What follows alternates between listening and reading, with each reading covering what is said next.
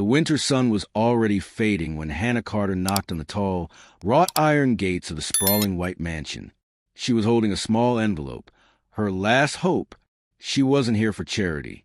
She wasn't here to beg. She just wanted a few hours of work. Anything to feed her 3-month-old baby, Noah. When the gate finally opened, she walked up the stone driveway and saw him, Ethan Blake, the CEO of the largest real estate empire in the city. He stepped outside, phone in hand, but when his eyes landed on her, his breath caught, his face drained of color, and his phone slipped from his fingers. "Hannah," he whispered, as if he'd just seen a ghost. Just a year earlier, Hannah had been living a modest but happy life with her husband, Michael.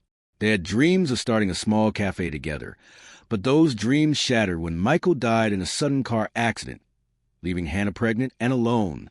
Her savings vanished in hospital bills and rent. She sold her jewelry, her furniture, even Michael's old guitar. By the time Noah was born, she had nothing left but the small rented room she was barely managing to keep.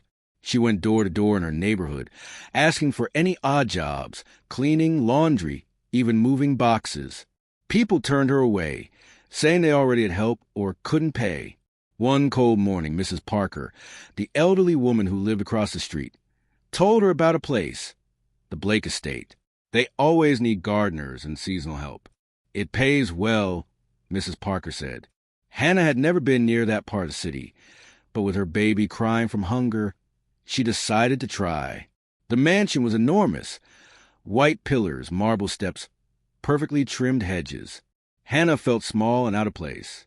When Ethan stepped out, she recognized him immediately, not from TV or business news, but from years ago, when she was just 19. She had met him only once, at a summer festival in a small coastal town. He was charming, generous, and way out of her league. They spent one magical evening together, just talking, laughing, sharing secrets under a sky full of fireworks. And then he was gone. She never saw him again. Now, here he was, staring at her like he had just seen that same girl from the summer of 2015, except she wasn't that carefree girl anymore. She was a tired, desperate single mom. Ethan didn't ask her for a resume. He didn't even ask what work she wanted. Instead, he asked, "That baby you're holding, what's his name?" Hannah hesitated. "Noah." Something flickered in Ethan's eyes. Something deep, like he was connecting dots in his head. "How old is he?" pressed. 3 months, she replied, feeling uneasy. Ethan's hands clenched. His voice was low, almost trembling. "Hannah, I think I deserve to know. Is he mine?" The question hit her like a punch. She stepped back, tightening her hold on Noah. No, Michael was his father. Ethan studied her face, searching for truth. Then, almost to himself, he murmured, "He has my mother's eyes." Hannah's heart raced. She didn't want to reopen that chapter of her life, the one-night connection, the memories she'd buried. She wanted to keep her focus on survival. "I came here for work, Mr. Blake, not for this." Her voice shook, but she stood her ground. Ethan took a deep breath, then spoke in a firm, commanding tone of a man used to making decisions. "You'll get the job, not just the garden. I want you to work here, full-time. I'll double the pay you were expecting. You and the baby can live here, safe, comfortable." Hannah's head spun. "Why would you?"